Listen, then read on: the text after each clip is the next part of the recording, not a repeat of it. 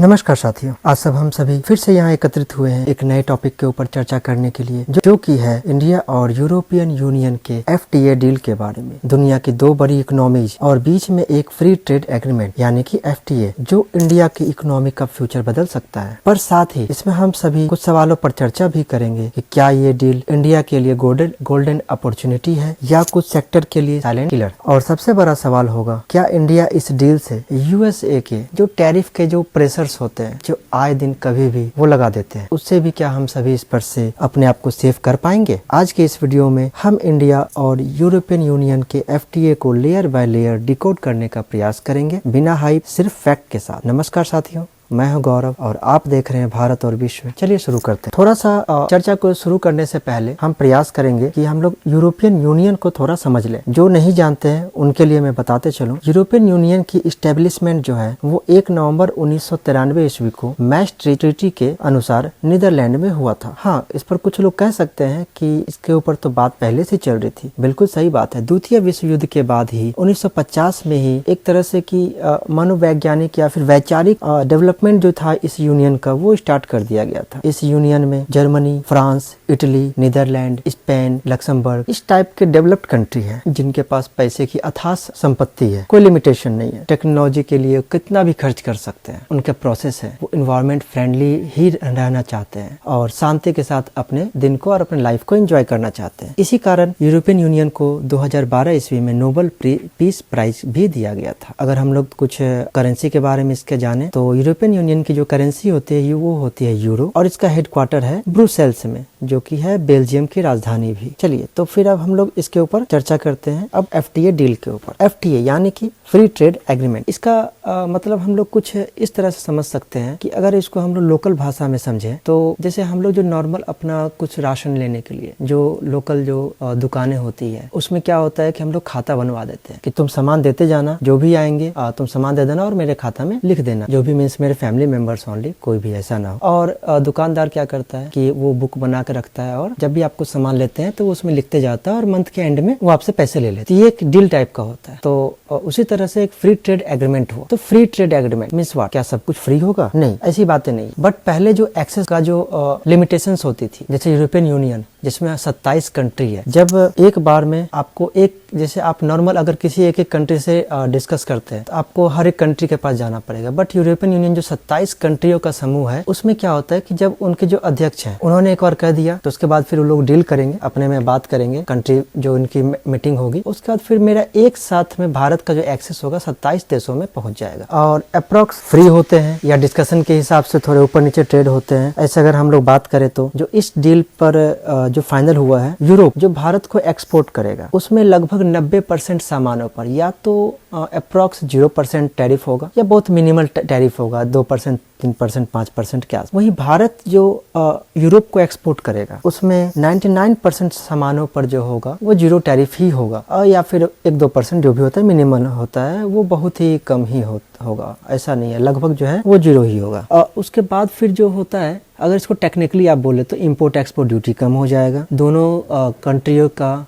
जो एक्सेस होगा, चाहे यूरोपियन यूनियन के कंट्रीज हो या फिर भारत हो, ये दोनों का जो एक्सेस होगा कंट्री में इन करने का, आउट करने का, वो सिंपल हो जाएगा। और बिजनेस करना, जैसे कि वहाँ का जो इंडस्ट्री होगा वो यहाँ आसानी से अपने प्लांट को लगा सकती है और यहाँ का जो कंपनी होगा वो वहाँ आसानी से लगा सकती है। हाँ, भारत चूंकि एक डेवलपिंग कंट्री है, फास्ट ग्रोइंग कंपनी है, तो और यूरोप जो डेवलप्ड कंट्री है वो एनवायरमेंट के हिसाब से चलते हैं। जैसे कार्बन उत्सर्जन जो होता है उसके ऊपर वो काफी कंट्रोल करते हैं। जैसा कि तो यहाँ पर चैलेंजेस जो आएंगे वो हमारे स्टील के ऊपर आएंगे, क्योंकि उसमें जो होता है कार्बन एमिशन टैक्सेस जो लगाते हैं, तो वो जब हम लोग उनको एक्सपोर्ट करेंगे स्टील तो उसमें थोड़ा कार्बन एमिशन टैक्सेस जो है वो ऐड कर सकते हैं। बाद बाकी टैरिफ तो कम ही होगा। बट हमें जो बेनिफिट मिलेगा उस सबसे ज्यादा बेनिफिट मिलेगा टेक्सटाइल और टेक्सटाइल इंडस्ट्रीज को, फॉर्माइन हेल्थ केयर को, IT सर्विसेज सेक्टर को, क्योंकि उनका रिक्वायरमेंट, जैसा कि हम लोग के पास में आबादी पॉपुलेशन जो है हमारे पास में स्किल्ड पॉपुलेशन पॉपुलेशन बहुत ही ज्यादा है, हम लोग दुनिया में सबसे अधिक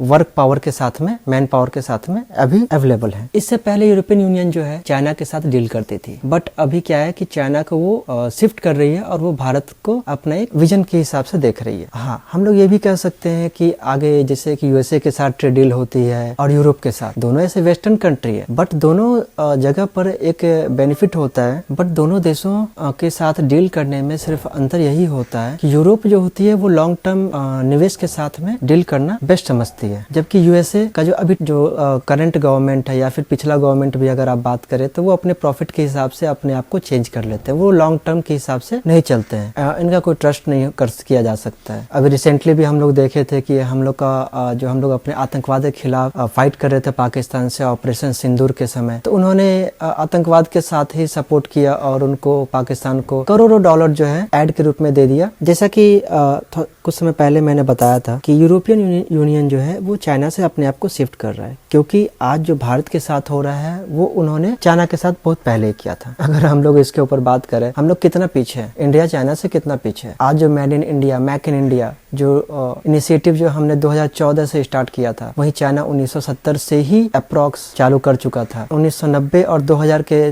तक पहुंचते पहुंचते वो ग्लोबल मार्केट का हब बन चुके थे मैन्युफैक्चरिंग सेक्टर में, जिसका कारण जो है वो साफ दिखता है कि ये चाइना और यूरोपियन यूनियन के बीच में अप्रॉक्स 850 बिलियन डॉलर का ट्रेड है, और वहीं इंडिया और यूरोपियन यूनियन के बीच में सिर्फ 120 बिलियन डॉलर का ही ट्रेड होता है। जबकि हमारे पास भी मैन पावर है, हमारे पास भी स्किल है, उसके बाद भी बट पॉलिसीज, हमारी गवर्नमेंट की जो पॉलिसीज है वो बहुत ही खराब है। काफी जगहों पर इजीली एक्सेस नहीं मिलता, पॉलिटिकल प्रेशर ये बहुत ही ज्यादा होता है। तो अब हम लोग ये देखेंगे कि जैसे इसमें हम लोग को बेनिफिट जो होगा वो क्या होगा। जैसे टेक्सटाइल सेक्टर, अभी जो 18% का जो टैक्स लगता है इम्पोर्ट ड्यूटी, वो 0 से 2% तक हो जाएगा। वहीं इंडिया और यूएसए का जो ट्रेड होता है वो 8 to 16% होता है। हाँ, अलग बात है कि अभी टैरिफ के बाद जो है वो 50% तक चला गया था। चाइना और यूरोपियन यूनियन का जो होता है वो 6 to 12% है। तो हमें यहाँ पर बेनिफिट मिलेगा, क्योंकि हमें 0% पर ड्यूटी देना होगा और दूसरे कंट्रियों को ज्यादा देना पड़ेगा। अगर हम एमएसएमई फ्रेंडली के बारे में बात करें तो इंडिया और यूरोपियन यूनियन का जो ट्रेड होगा वो एमएसएमई फ्रेंडली होगा, जो कि बहुत ही हाई प्रोबेबिलिटी है, और इंडिया यूएसए ट्रेड डील में मीडियम होता है। लेबर इंटेंसिव ग्रोथ जो होता है वो जब हम लोग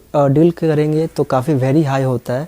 हम लोग अगर देखेंगे क्यों होता है, क्योंकि यूरोपियन कंट्री के पास में टेक्नोलॉजी बहुत है, और उसका कारण सिर्फ यही है कि उनके पास पैसे ज्यादा हैं और वो मतलब खर्च करने में, टेक्नोलॉजी के ऊपर खर्च करने में सोचते नहीं है। मिस R&D उनका चलते रहता है, कितना वो डेवलप कर सके, और इसलिए वो आज डेवलप्ड है। तो जब उनकी फैक्ट्रियां हमारे कंट्री में प्लांट लगाएंगे तो हम उनके जो स्किल्स हैं वो हम और अच्छे से ले पाएंगे। उनका जो टेक्नोलॉजी है, उनका जो माइंड सेट है वो हम लोग और अडॉप्ट करेंगे अच्छे से, और हमारा स्किल भी इसमें इम्प्रूव होगा। फिर जो फार्मा सेक्टर जो होगा और हेल्थ केयर सेक्टर जो होगा, जैसा कि हम सभी जानते हैं कि दुनिया का फार्मा जो भारत है काफी ह्यूज अमाउंट पर जो हम एक्सपोर्ट करते हैं। तो अब यूरोपियन यूनियन को जो है बहुत ही हाई अमाउंट पर जेनेरिक मेडिसिन एक्सेस चाहिए, जो कि भारत प्रोवाइड कराएगा, क्योंकि भारत को तो डील करना है, बिजनेस करना है, वो देगा ही। रिसेंटली यूएसए बस क्योंकि हम लोग उसको ज्यादा एक्सपोर्ट करते थे तो वो अपना मोनोपोली बनाने के लिए टैरिफ पर टैरिफ लगाते गया कि भारत को बस उनकी अर्थव्यवस्था को गिरा देना है। तो ये डील के बाद जो होगा हमारे पास एक एडिशनल एक्सेस हो जाएगा, और हम लोग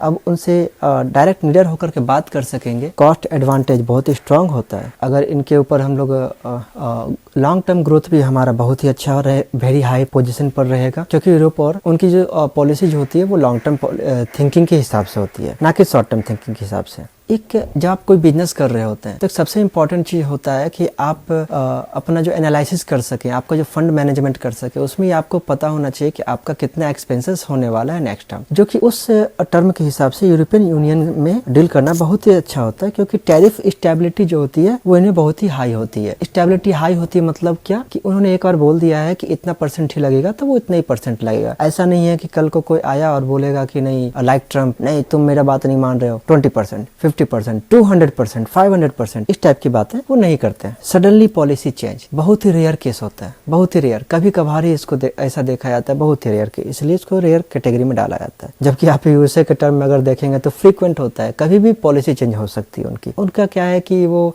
यूएसए फर्स्ट, उनको आज लगा कि नहीं ऐसा होना चाहिए तो वो आज से पॉलिसी चेंज। ट्रेड को वेपनाइजेशन में यूरोपियन यूनियन नहीं डालते, जबकि यूएसए डालती है। स्ट्रेटेजी प्रिडिक्टेबिलिटी इसमें बहुत ही स्ट्रांग होती है। जब आप ट्रेड ट्रेड करते हैं यूरोप के साथ, वहीं यूएसए के साथ में वीक होती है। आप ये कह सकते हो कि मैं यूएसए और यूरोप का ही एनालिसिस क्यों आपको बता रहा हूँ। उसका सिर्फ कारण सिर्फ यही है कि दोनों ही बहुत ही डेवलप्ड कंट्री हैं और इंडिया जो एक्सपोर्ट करता है वो सबसे ज़्यादा एक्सपोर्ट करता है यूएसए को। तो हम लोग एक्सपोर्ट के हिसाब से बात कर रहे हैं, ट्रेड के हिसाब से ही हम लोग इसके ऊपर चर्चा कर रहे थे। चलिए सेक्टरल गेन के हिसाब से अगर हम लोग बात करें तो एग्रीकल्चर, यूरोप का जो एग्रीकल्चर सेक्टर है वो भारत के लिए खोला गया है।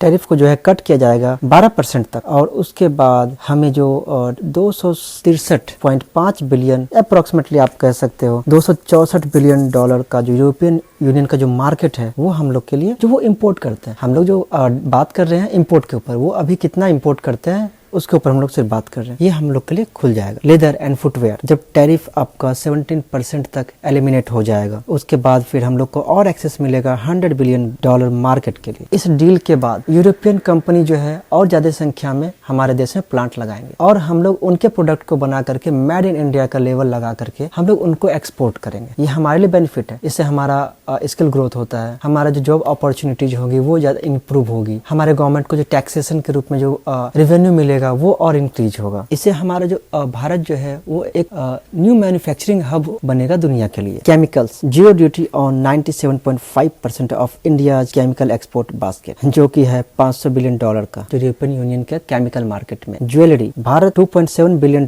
का एक्सपोर्ट करता है ज्वेलरी और अमेरिकन टैरिफ के बाद हम लोग टेंशन में आ गए थे कि अब हमें एक न्यू स्पेस ढूंढना पड़ेगा, एक न्यू मार्केट ढूंढना पड़ेगा। अब यूरोपियन यूनियन के बाद हमें एक लॉन्ग टर्म स्पेस मिल चुका है अपने इन सभी प्रोडक्ट्स को सेल करने के लिए। इन सभी के अलावा यूरोपियन यूनियन को भारत की जो स्पेशलिस्ट सर्विस एंड मोबिलिटी के जो सेक्टर्स हैं उनमें उनका रिक्वायरमेंट है, क्योंकि ऐसा जानते हैं, हम सभी जानते हैं कि आईटी सेक्टर में सर्विस प्रोवाइडर भारत सबसे बड़ा है। हमारे पास 144 सर्विस सब सेक्टर्स हैं जो कि कवर करते हैं IT, professional services, education, maritime and financial services. इस डील के बाद जो आयुष ट्रेडिशनल मेडिसिन है उसको भी बूस्ट मिलेगा। लास्ट ईयर $136.5 बिलियन का ट्रेड किए हैं, जिसको कि हम लोग का टारगेट है नेक्स्ट ईयर में अप्रोक्स $190 का, और धीरे धीरे ये इंक्रीज ही होगा। इन सभी के अलावा अगर हम लोग देखें तो यह डील एक बहुत ही शानदार है। एग्रीमेंट के बाद भारतीय प्रोडक्ट को एक नया मार्केट मिलेगा और जब हम सभी एक ड्रीम देख रहे हैं दुनिया में कि भारत एक मैन्युफैक्चरिंग हब बनेगा दुनिया का, तो उसके लिए सबसे इम्पोर्टेंट बात होगी कि हम लोग कितना अपने कंट्री में मैन्युफैक्चर करते हैं और कितना एक्सपोर्ट करते हैं। और जब आप एक्सपोर्ट करते हैं तो आप ऐसा नहीं कि कोई भी प्रोडक्ट बना के आप एक्सपोर्ट कर दें, इसके लिए आपको चाहिए हाई क्वालिटी। हाई क्वालिटी बनाने के लिए एक हाईली एक्सपीरियंस्ड पर्संस, जो कि अब हमें एक